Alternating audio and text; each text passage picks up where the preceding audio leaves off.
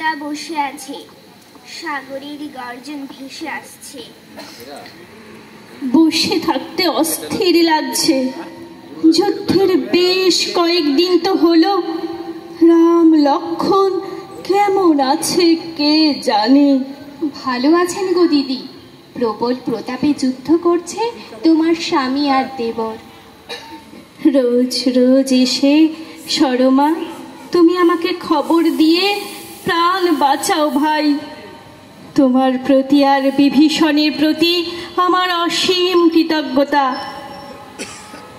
কি বলবো দিদি, এই যে তোমার কাছে আসি অসহায় ভেবে একটু সাহায্য করি, তা ওই মন্দোদরীর সহ্য হচ্ছে না গো। পারলে আমায় টিপে মারে। সে কি, আহা, আমার জন্য এত কষ্ট। সরমা তুমি বরং আর এসো না, থাক।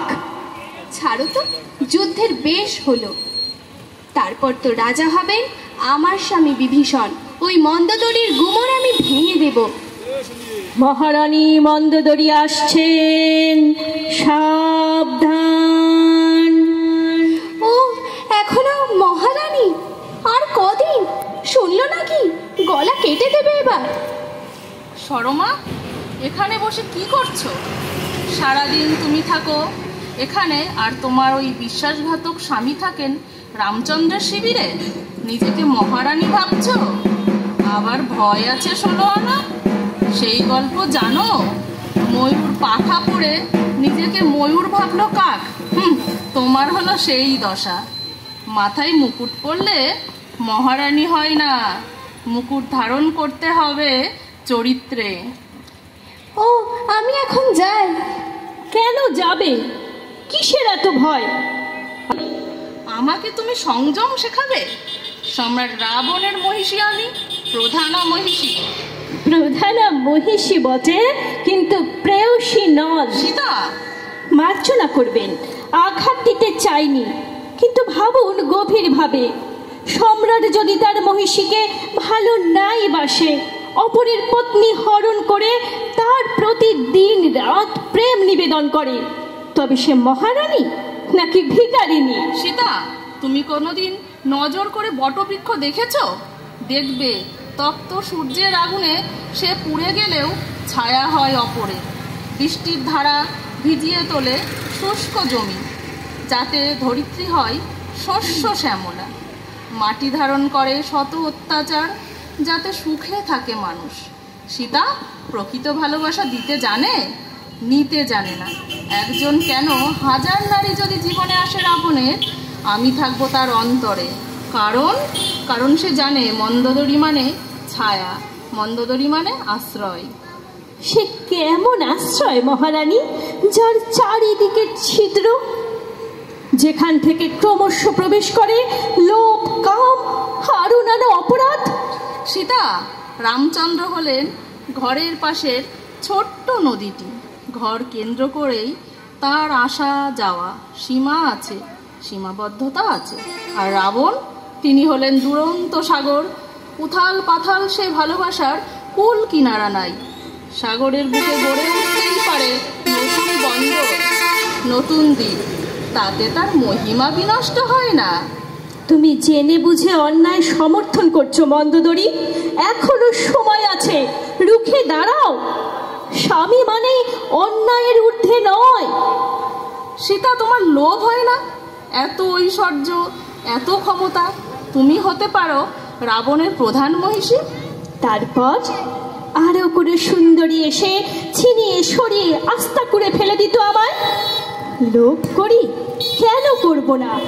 লোভ হোক সততায়, সহমর্মিতায়, পাশে থাকার অঙ্গীকারে। চিরস্থায়ী ঐশ্বর্যে লোভ হয় আমার।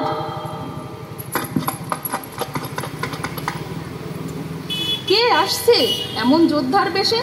এ কি প্রমীলা, তুমি? খবর এসেছে, অন্যায় যুদ্ধে নিহত আমার স্বামী মেঘনাদ। চলেছি যুদ্ধে, সঙ্গে আমার নারী বাহিনী, প্রতিশোধ চাই। নিহত মেঘনাদ? হায় ঈশ্বর! আপনি কেন ব্যাকুল হচ্ছেন? নিশ্চিন্ত থাকুন, বিশ্বাসঘাতকের মৃত্যু হবে না। দেখুন গিয়ে যুদ্ধক্ষেত্রে হাহাকার আর কান্না, প্রাণপণ লড়াই করছে কত শত বীর। লোহার কলসে সব জল বেরিয়ে যায় একটি মাত্র ছিদ্র থাকলে, তেমনি একজন বিশ্বাসঘাতক ধ্বংস করে দিতে পারে গোটা রাজ্য। শান্ত হও প্রমীলা, সরমাকে অকারণ দোষ দিও না। আপনি থামুন। অশোক বনে বসে বসে মজা দেখছেন, সরমাকে দোষ দেব না? বাহ বাহ, শুনুন, আমার স্বামী মেঘনাদ আজ ধ্বংস করে দিত সব। ওই আপনার বিভীষণ দেখিয়ে দিল বলেই নিরস্ত্রতাকে পিছন হতে হত্যা করলো কাপুরুষ লক্ষণ। আবার হত্যা? ওই বুঝি এলেন ছোট মা চিত্রাঙ্গদা, রাজপুত্র বীরবাহু আর বেঁচে নেই।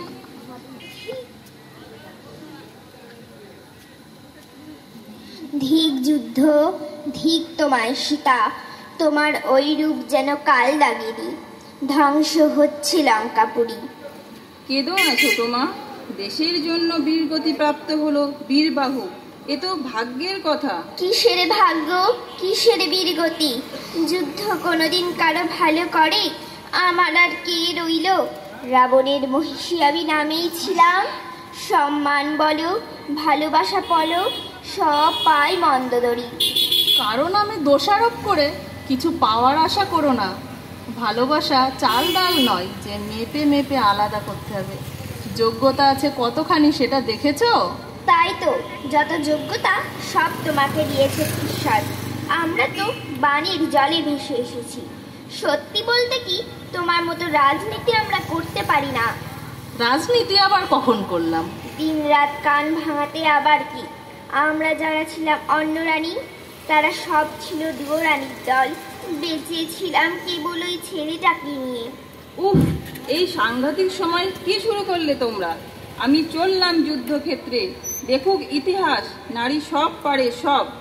প্রমীলা, রোজ সকালে একখানি ফুল দিতেন তিনি, রোজ আমার অধরে দিতেন সুন্দর, আর শূন্য হৃদয়ে জলে শুধুই আগুন। শোকের আগুনে ছাড় খাড় স্বর্ণলঙ্কা। হায় ঈশ্বর, এর শেষ কোথায়? ঈর্ষার জ্বলনের শেষ কোথায়? নিপীড়ন শোষণের থেকে মুক্তি কোথায়? যুদ্ধ থেকে, আতঙ্ক থেকে, শক্তিশালী শাসকের অত্যাচার থেকে মুক্তি হবে কি করে? নারীরা শোষিত, ধর্ম দিয়ে, ক্ষমতা দিয়ে, যৌনতা দিয়ে শোষণ করা হচ্ছে তাদের। পদানত হয়ে নয়, ছিনিয়ে নিতে হবে অধিকার। রাষ্ট্র সৃষ্টি করে যুদ্ধ, অসহায় নারী শিকার হয় যুদ্ধের। ইতিহাসের বদল ঘটুক, যুদ্ধ থামুক, শুরু হোক নতুন ভাবনার প্রসার, লেখা হোক নতুন রামায়ণ। নমস্কার।